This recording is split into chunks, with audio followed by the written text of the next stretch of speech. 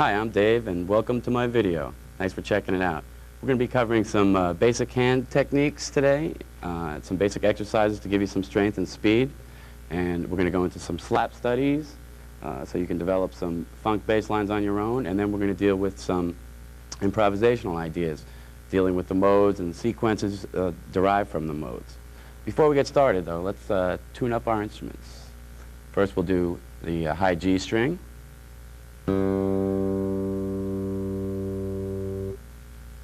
Next is D.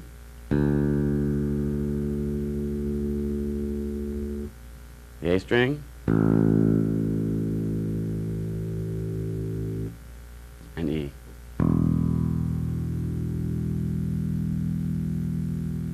One more time, just check that out. G.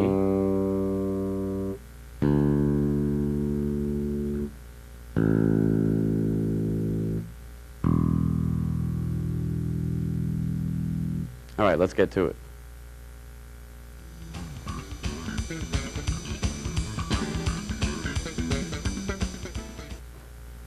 Okay, in this segment, I'd like to discuss some basic techniques for the left and right hand and show you some exercises that'll help you build some strength in your hands and acquire some facility on the instrument. Let's start with some basic hand positions. In the left hand, for instance. You want to keep your thumb halfway behind the neck, not put too much pressure on it. It's basically just a balancing tool, and it needs to have a lot of freedom of movement. And then across from that, your thumb can lie, okay, even with that. Your left hand should be arched. Try to play on your fingertips. And basically, you're going to cover one finger per fret. That's one position. Okay. Now, try not to bring your thumb up or to bring the palm of your hand up either. You always want to keep space in here so that you can keep those fingers arched and play on your fingertips. Most of these exercises that I'm going to show you were designed to be played with alternate picking in the right hand. So before you start playing these left hand things, you can just practice the alternate picking by keeping the strings muted with your left hand and practice different groups with your right hand. Groups of 4 notes per string, 3 notes per string, and 2 notes per string. And any combination thereof, just so you're familiar with whatever combination you run into, but keep those fingers alternating. Okay, now let's move on to some warm-ups and some strength-building exercises that I like to do. The first one I'd like to show you is called the spider exercise. This was shown to me a long time ago by one of my teachers. It's a great warm-up thing, gets your hands really going, all the digits of your hand. It's pretty simple. We're going to start with our first finger on low F, and we're going to play up chromatically, 1 finger per fret.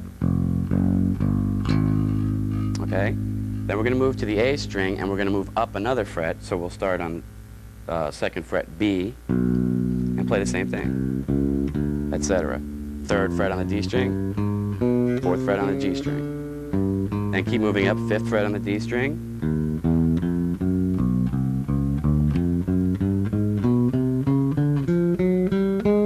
Okay, and you want to end up on high G sharp, the 13th fret of the G string.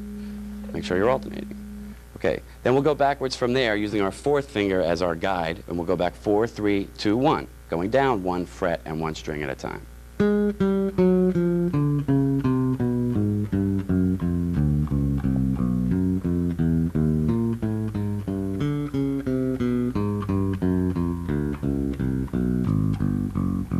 You want to end up back on low F. If you don't, you missed a move somewhere. Okay, let me play that in context with my friendly drum machine here. This is 16th notes against an 8th note pulse.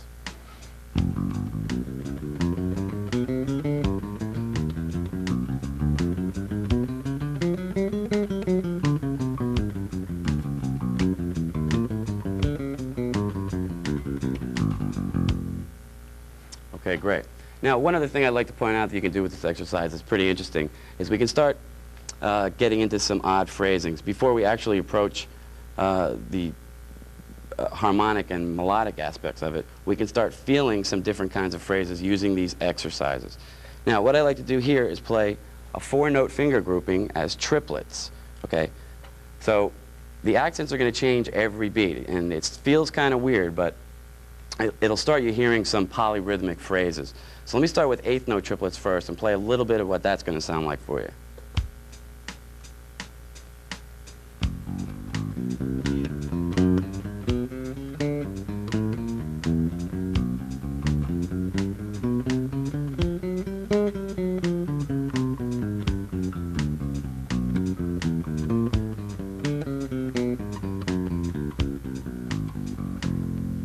Great, okay.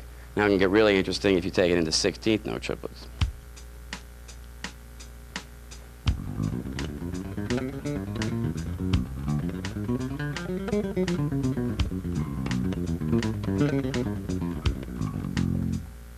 Now I'd like to just give you a couple strength building exercises for each digit of the left hand.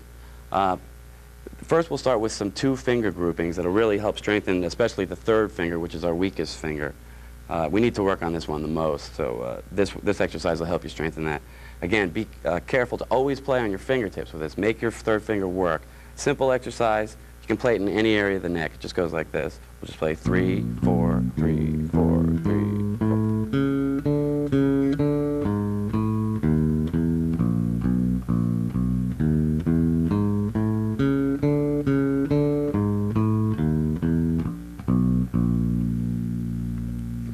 It's pretty simple, but it really lets you be conscious of what your third finger's doing. Then we can work it even further, play 2, 3. Same concept.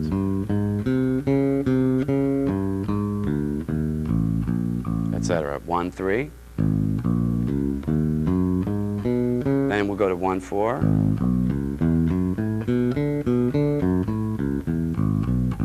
And 2, 4.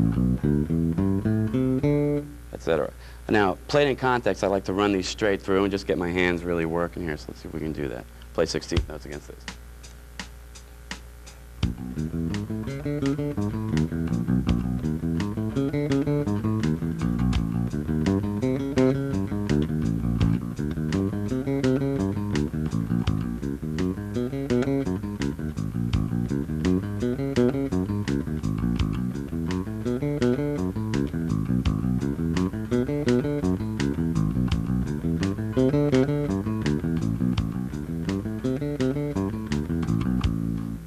As you get the metronome markings up on that, that'll really give your left hand a workout. Just be careful, don't strain the muscles in here. It can get tiring. All right, we can also play some four-finger combinations. Obviously, there's a lot of different ones. You can use any combination of 4 fingers to get a different exercise. I'll just take 1, 3, 2, 4, again, starting on the first fret on the E string. Move up to the A string. Now, once I've played it on all the strings, I move up a fret. Play it on all the strings in the opposite direction.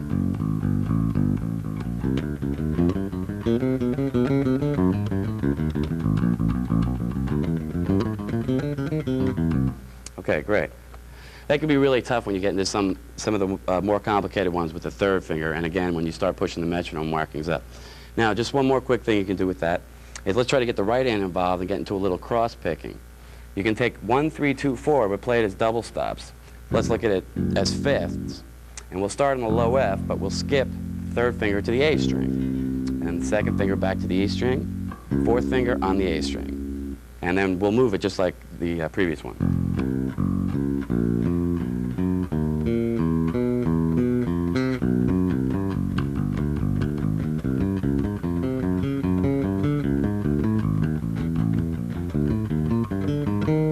Etc. You can take that even further too and do three string combinations, play octaves,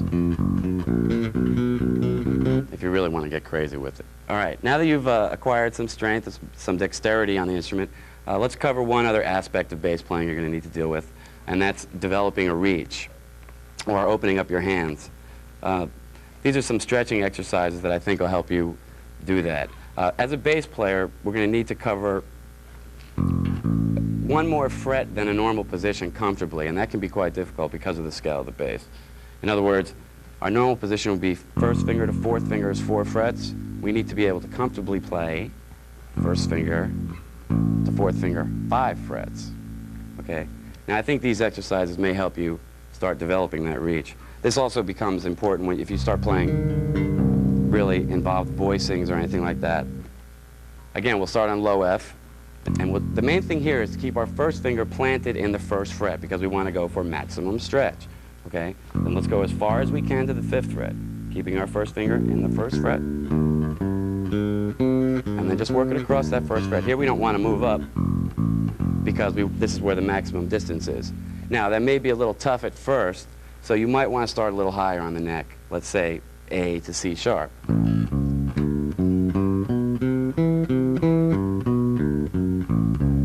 Now, as you get comfortable with that, again, start moving it down the neck until you can comfortably play a major 3rd from the 1st fret F.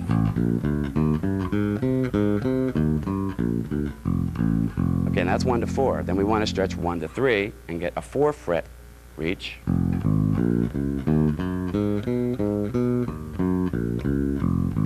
And then, of course, 1 to 2.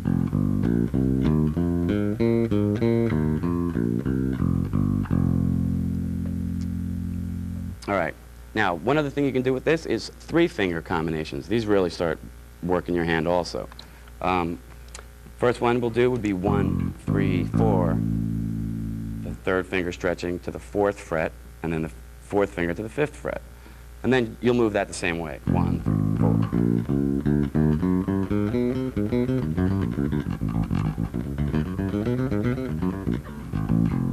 4. Okay. Then 1, 2, and 3.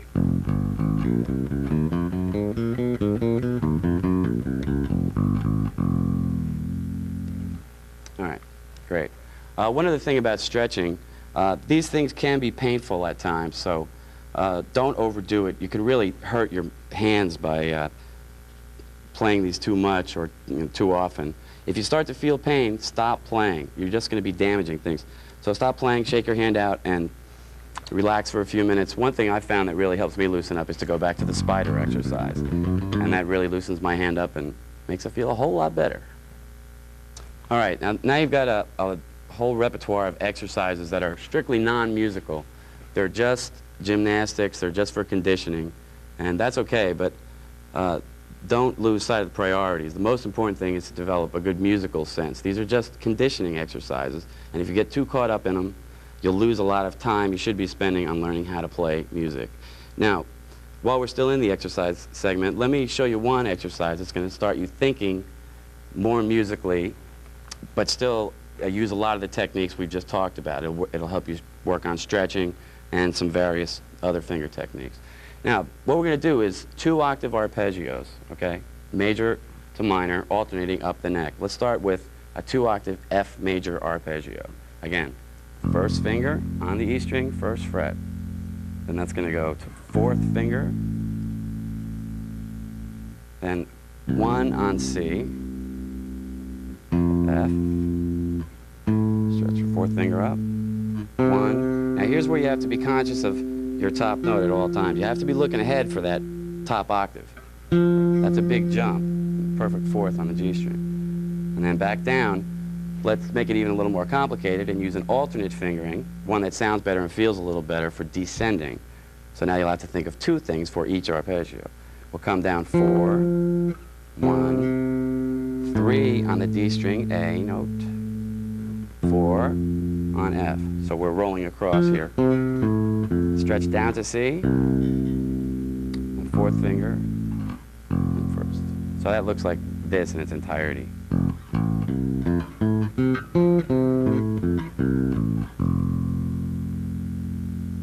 Now, after we play that, in successive 8th notes, what we want to do is move up to F sharp and play a minor arpeggio. This is a Jocko exercise, by the way.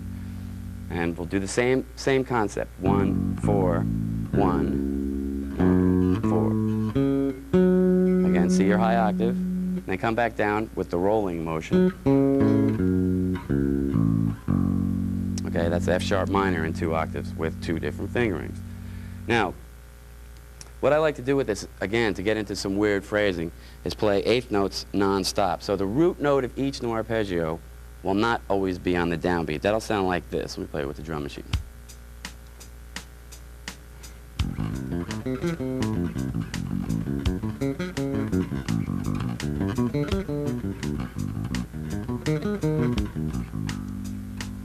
Okay?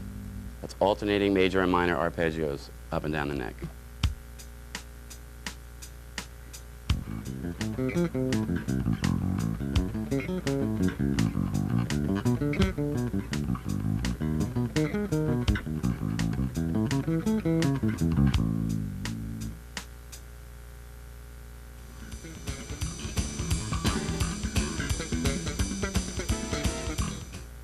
Okay, this next segment is going to deal with slap style playing.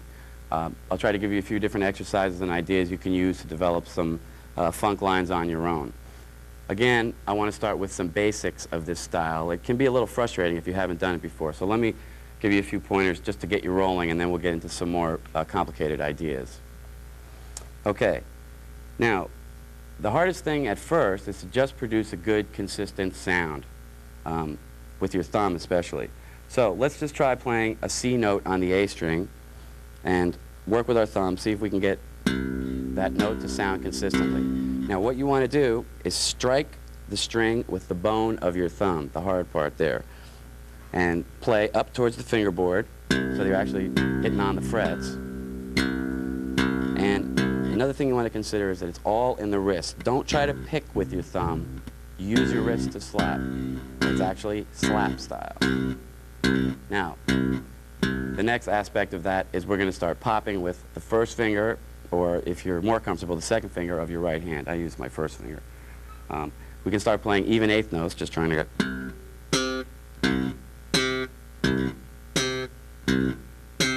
Now, what we should do is move that idea down to the E string. A lot of this style playing is done with octaves, so you're going to be playing in two string groups, the A and the G string, which presents a problem of getting in on the A string without hitting the E string. But the G is free and clear. Then the E and D string, the E string is free and clear, but you have to get your first finger in under the G string. So the exercises I'm going to show you practice both ways, on the A and G string and the E and D string. Now, let's just try some simple 16th notes on the A string, and then we'll move it to the E string with the drum machine here.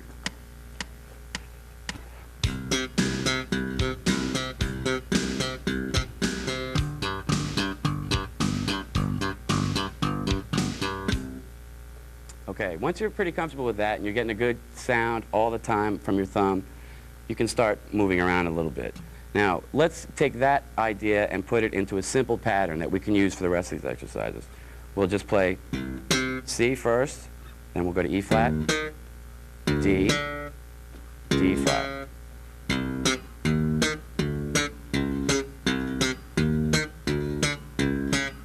Then play that on the E string.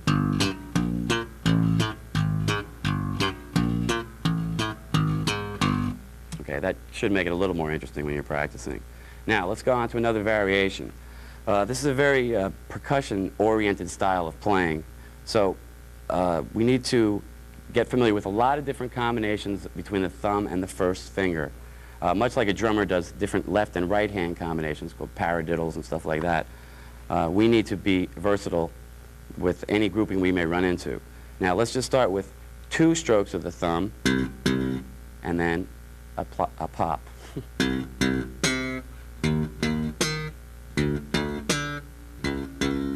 Now let's put that up to tempo.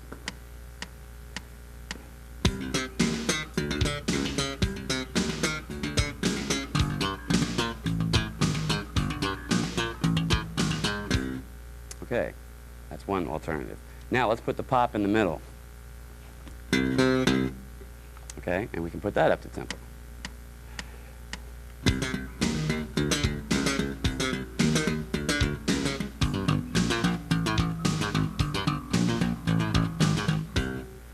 Great. Now let's play 2 pops on top. We'll play a thumb and then 2 pop notes in the rhythm of...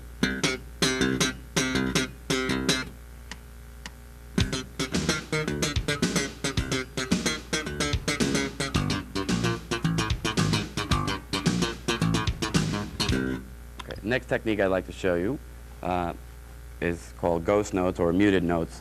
Simple idea, just mute the notes with the left hand. In other words, we're not going to play a pitch in this hand, and we're going to strike normally with the right hand. You just want to avoid getting any tones in the left hand. And you want to be very careful not to play over harmonics so that they start sounding. Strictly percussive. Now, let's try an idea using regular notes and ghost notes together. We'll play thumb pop with the C and a C octave, and then we'll mute the next two 16th notes. So it will sound like...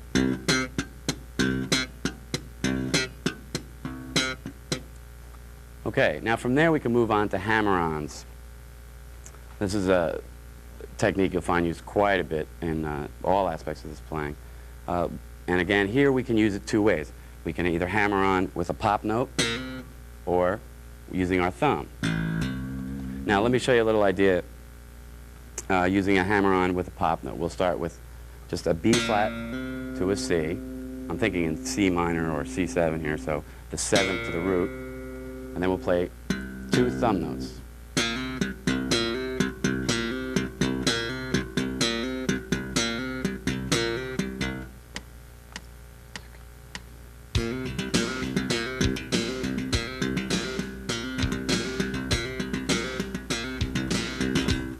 Now let me show you a lick you can use that'll incorporate both hammer-ons and some ghost notes.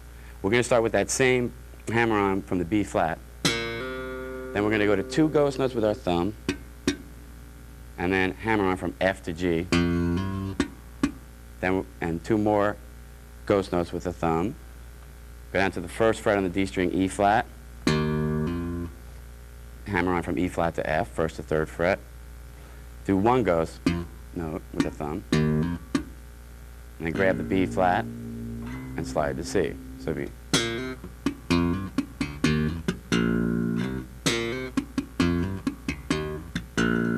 All right, that can be a cool fill if you're playing a regular kind of groove thing. So I'll try to throw it into that context.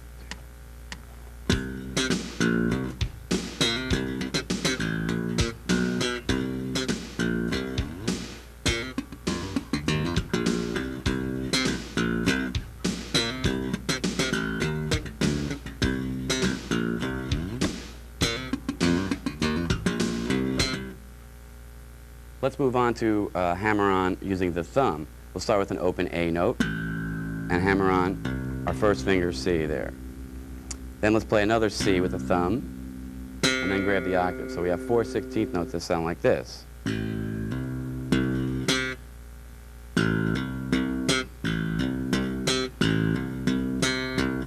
Now, when you start using some tricks like these, you can really start developing some speed with these exercises. Let me show you what that sounds like in context.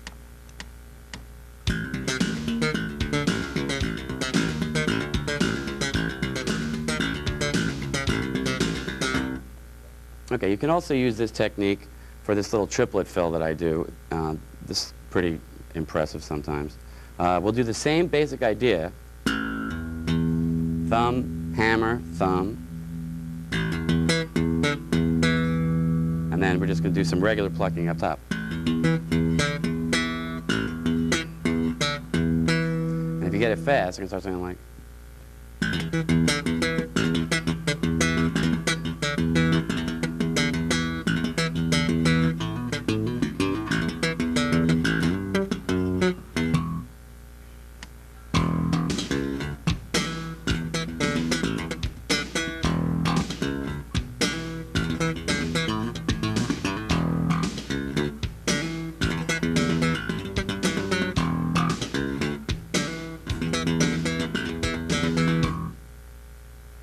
Now let's try to put all these things together and into a little line we can use and you can groove on and practice at home, practice with a drum machine, practice with your band, whatever.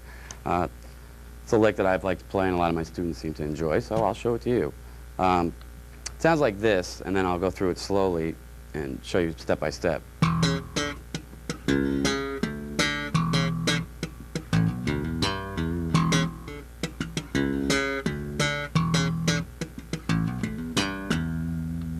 Okay?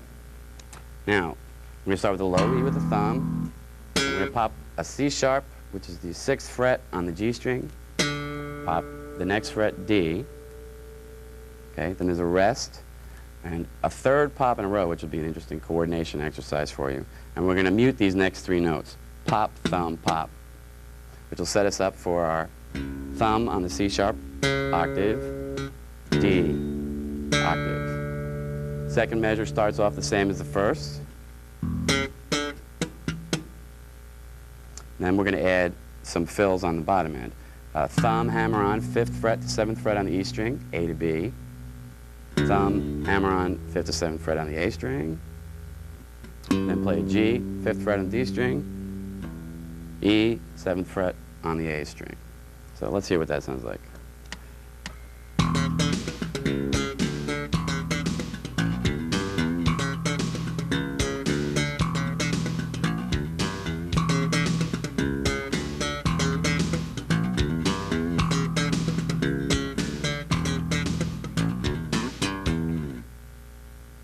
The last thing I'd like to talk about in terms of slap style playing is a technique called left hand muting.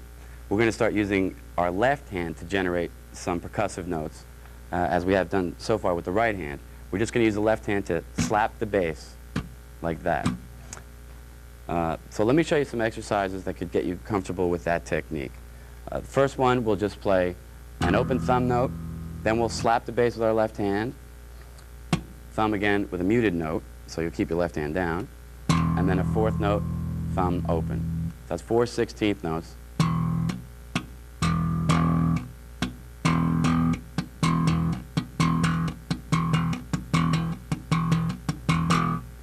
All right, now let's bring some pop notes into this technique. We'll use that on the third partial of the 16th note phrase. We'll do open thumb note, slap the bass with the left hand, pop, thumb, muted. So we got.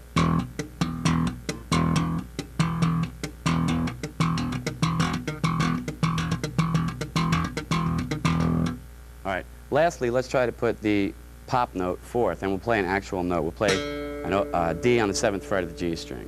Okay, so we'll have thumb, slap with the left hand, mute, pop the D.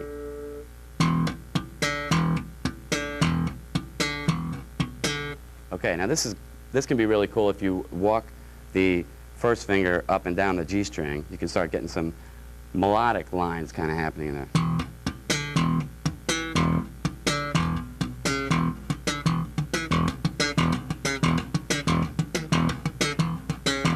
Okay, so you can experiment with that and see where it leads you.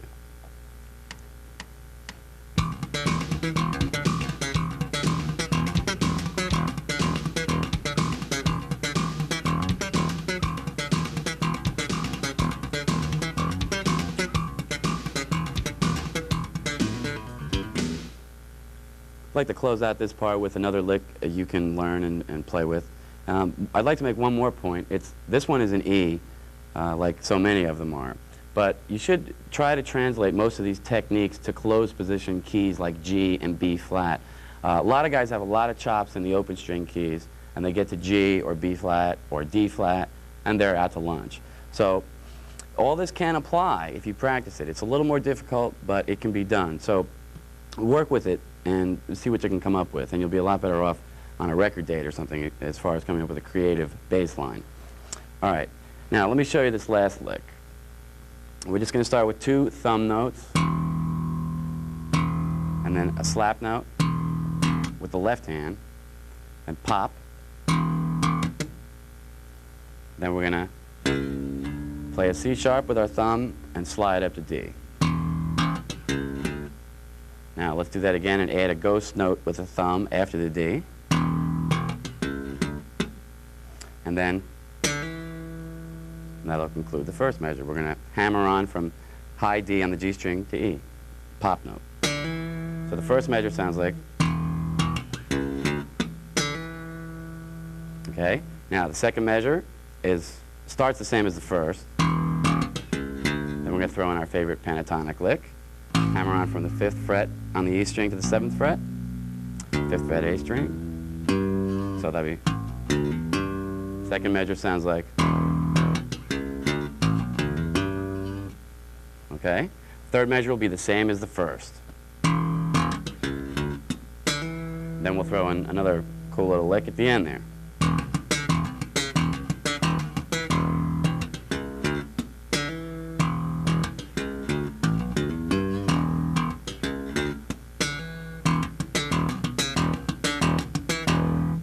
okay? That's the whole lick.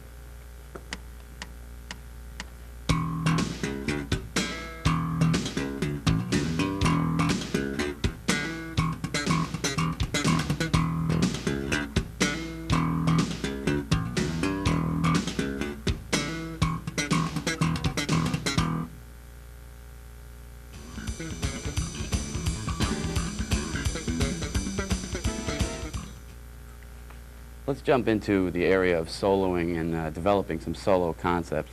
And maybe I can give you some ideas about what you can do if you're ever stuck in a rut and you want to get some fresh ideas happening. First, let's talk about the modes. I don't know how many of you know what the modes are, but let me familiarize you with them briefly. The modes are the chord scales that we use to improvise, and they're derived from each tone of the major scale. So there's 7 tones in the major scale. Consequently, there's 7 modes. If we're playing a C major scale, that's the C Ionian mode, that arrangement of notes.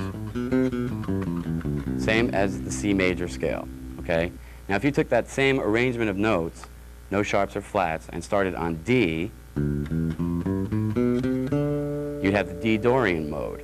If you looked at the 1st, 3rd, and 5th, and 7th tone of the Dorian mode, you'd find that you had a minor 7th chord. So this particular mode is used to improvise over minor 7th chords. Now you'll find that there's more minor 7th chords within each key, so you start to, you have to learn about chord relationships to really determine what key you're in and what mode you need to improvise. Let me show you a system I have for learning all the modes as easily as possible in all the keys. We're going to start them all on the E string with our first finger. Let's start in the key of F in this instance. And here we'll just play a major scale. And we'll extend it up to a 5th above the octave.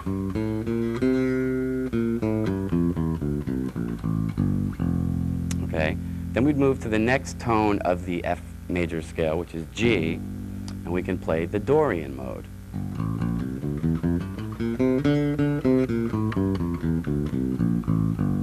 Now, with all these modes, there's basically only going to be 3 fingering combinations. So don't get too bent out of shape about it. We're either going to play 2 whole steps, 1, 2, 4, or a whole step and a half step, 1, 3, 4, or a half step and a whole step, 1, 2, 4. So as you're learning these modes, apply that to it and you'll be pretty right on as far as fingering is concerned. Now, another thing is, in each key, there's only 7 fingerings. So once you learn the shapes, you can transpose them to any other key. So there's really only 7 shapes to learn, and you're there. So let's continue on through the modes in F. The A Phrygian mode.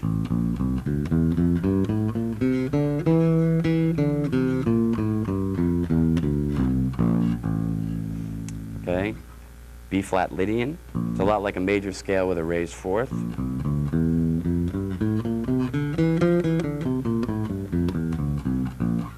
C Mixolydian, which you play over dominant chords. You'll find that this has a major 3rd with a flatted 7th. A lot like a major scale also, with that flatted 7th in it. D Aeolian. And then E Locrian. Now, you don't get a lot of call to play a Locrian mode because the chord that's built off is a minor 7 flat 5 chord. But one thing you might want to think about is considering it as starting the C Mixolydian mode on the 3rd. Okay, so you can start applying these substitutions as you get more involved with this stuff. Some of this material may take a little research, so just dig in and it'll start to make sense to you. Now, the next thing you want to do, or what I would like to do, is play these through all the keys. So I use the cycle of 4ths. Our next key would be B flat, and we want to start with the lowest note on the E string, the one that's closest to the nut, and play the mode from there. Now, in B flat, the lowest note would be F. So we have to figure out which tone of the B flat scale F is. It's what? The 5th, right. So it's going to take the Mixolydian mode. So we'll start B flat in Mixolydian. Aeolian.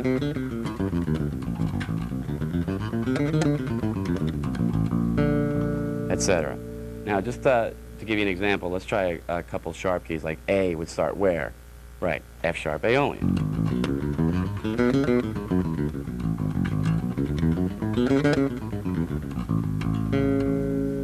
etc., etc. Okay, now let me show you a couple of exercises that I do with these to get familiar with them and go through the keys. First thing we can do is just play straight 16th notes up and down and keep moving the modes up the neck. Let me play with the drum machine here.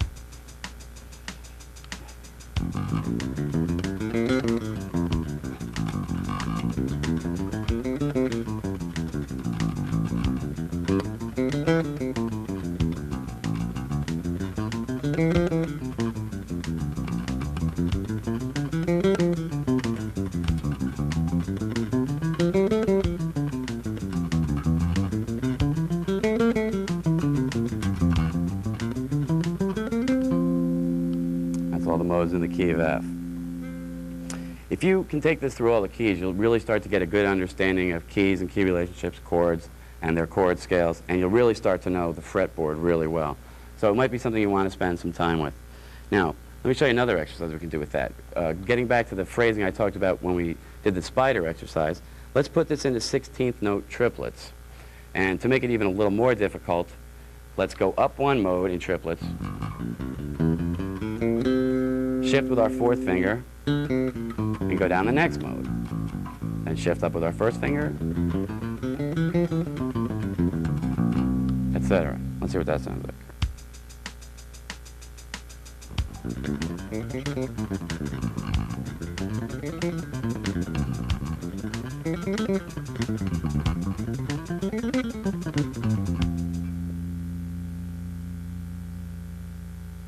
Before we go on to developing some lines and licks using those modes, let me just touch on arpeggios briefly. You can apply the same kind of system to those, and it will provide you with some vertical movement, which is really interesting on the bass because most bass players play very much from a scale perspective. So if you can start working some arpeggios into your playing, it'll sound great. Now let me just give you an example of, for instance, G major 7 with that same approach. Playing all the inversions starting with the one closest to the nut. Now, the note in G major 7th that's closest to the nut is F sharp, the 7th. So we've got to figure out the four shapes for this chord. We'll start with the 7th.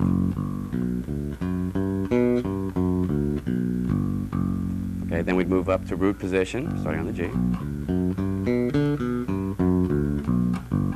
From the 3rd. And the 5th. Now that's the four inversions of a G major 7th. Now let's run those together, see what it sounds like.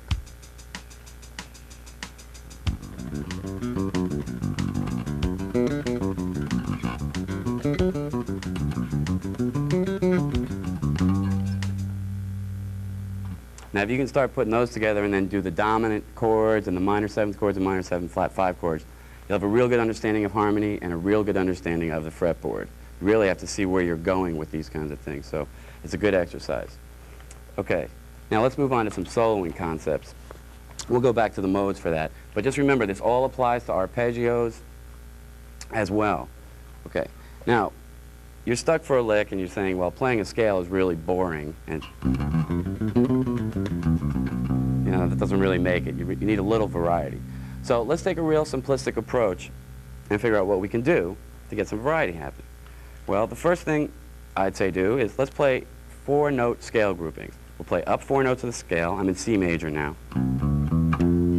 Okay, then we'll go back to the 2nd note of the scale, D, and play a 4-note group from there.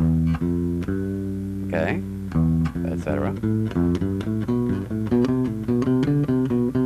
Okay, now instead of having a straight scale, we have a lick that sounds like.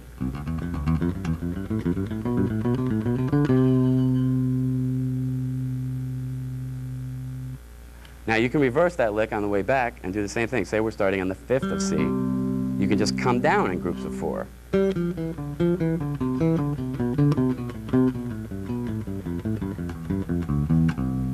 Okay? See what that sounds like in context.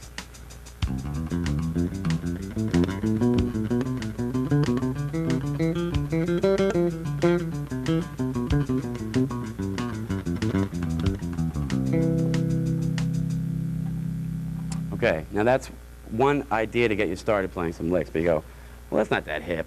You know, it's still pretty straight ahead. You can really hear the scale. So what can we do to change it up? Well, let's do something with it rhythmically.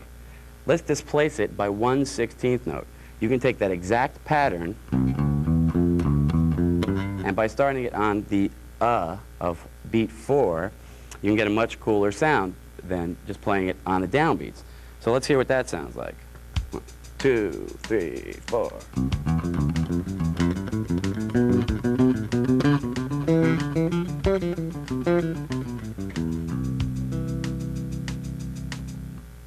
All right, so now you can go anywhere with that idea. You can start on the E of 1, displace it 1/16th note the other way. 2, 3, 4.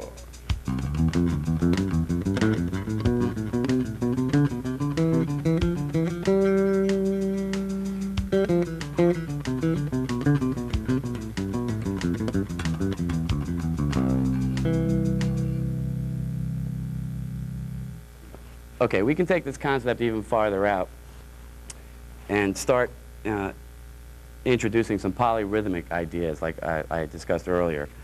And we can take these 4-note groups and play them as 16th note triplets, where the accent will be changing every beat, and it's going to be the exact same pattern, but it's going to feel weird rhythmically, so you should work with it slowly at first. Let me play it as 8th note triplets first, and then 16th note triplets.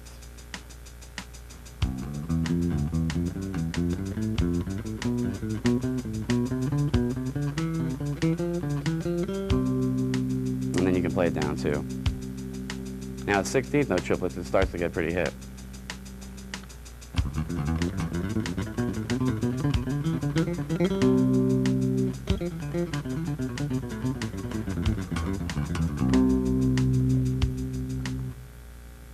Okay, now that's a lot of material right there. Remember, apply it to the arpeggios and all the different modes, and you'll have a wealth of solo material.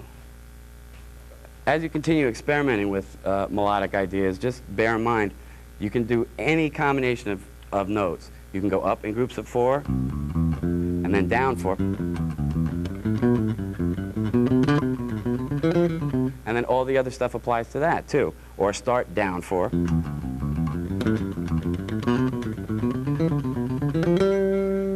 and again, the rhythmic variations apply, the 16th note triplets apply. So just from those 3 patterns, we've got about 40 licks to deal with. Now, if you really want to get strange, you can get into some of the things like Jaco did.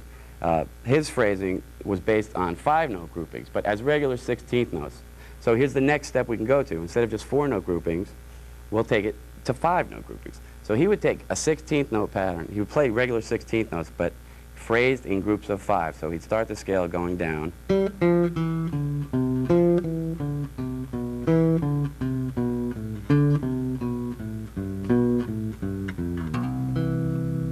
Okay, broken all into groups of 5, but the pulse is just in 4 notes. 1, 2, 3, 4.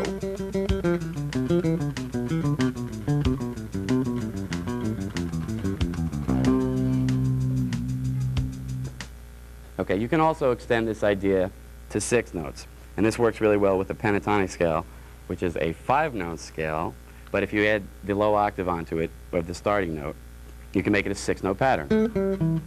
Let's take the E pentatonic scale starting on A, on the 14th fret of the G string. Play the E pentatonic, write down A, G, E, D, D, A. Now that same configuration of notes will happen here, starting on G, then on E, D,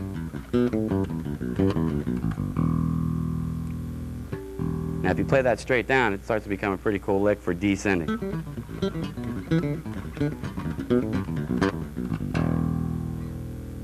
So now you've got 4 notes and 5 notes and 6-note groupings, which you can get a lot of material from to work with. I'd like to demonstrate some of the sequences and lines we've been talking about in a progression consisting of 5 chords. It's basically in C minor, which is relative to E flat major, so we can look to E flat for the modes to play over the chords. We start with the C minor 7th chord, and that'll take the Aeolian mode, because it's the 6th of E flat. And it moves to an A flat major chord with a sharp 11 or a flat 5, the A flat Lydian mode. You have that D note in there, which is still relative to E flat. Then it goes to F minor and B flat, which is a 2-5 in E flat, so you can play Dorian to Mixolydian there. And then a turnaround change, basically a G dominant chord, G7, which can be approached several ways. You can either play the Mixolydian mode based off of G from that, or a preferable approach is to borrow from the C harmonic minor and play a G altered mode. So if you have a C harmonic minor scale, that introduces that B that gives you the dominant sound. And we'll just base that and make G our root note. And that resolves very nicely back to the C minor. So let's check that out.